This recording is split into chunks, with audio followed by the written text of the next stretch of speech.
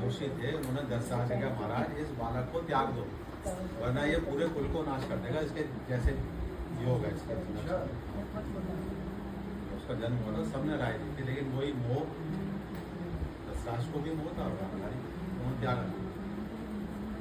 राज जोशी ने कहा तुरंत त्याग दो, ये सबका विनाश कर देगा, पूरे परिवार का। तो वही हुआ।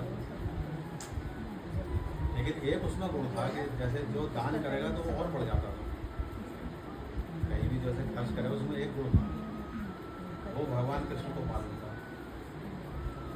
तो ये कथा उसकी महाभारत में आती है। जब युधिष्ठिर ने अश्वमेध यज्ञ किया, जब उनकी नगरी बन गई थी हस्तिनापुर, नगरी जब बन गई थी तो यज्ञ किया, तो यज्ञ में था कि सबने अपने अपने काम लिए। भगवान कृष्ण ने काम लिया कि मैं झूठी पतलें सबकी उठाऊंगा। भगवान का काम क्या करो, भगवान बोले मैं ये काम जो भी पतले होंगी पहले पतले चलते मेरे मैं उठा।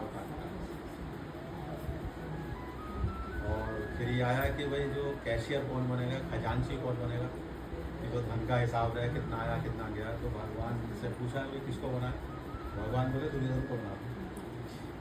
सब सत्ते में आ गए, सब मौन हो गए, खामोश कि भगवान क्या कर रहे हैं, ये तो हमारा शत्रु है, ये तो सारा धन लुटा रहे, ये कब चाहेगा हमारा भला। लेकिन भगवान की आज्ञा की अवहेलना भी नहीं कर सकते थे, बोले भाई भगवान क्या है। तो दुर्योधन को बना दिया, वो उसकी प्रवृत्ति, शत्रु तो था, वो ज़्यादा से ज़्यादा धन बर्बाद कर रहा। लेकिन उसके वही जो गुण था उसके आदमी कि जितना निकलता था उतना ही और आ जाता था कहीं ना।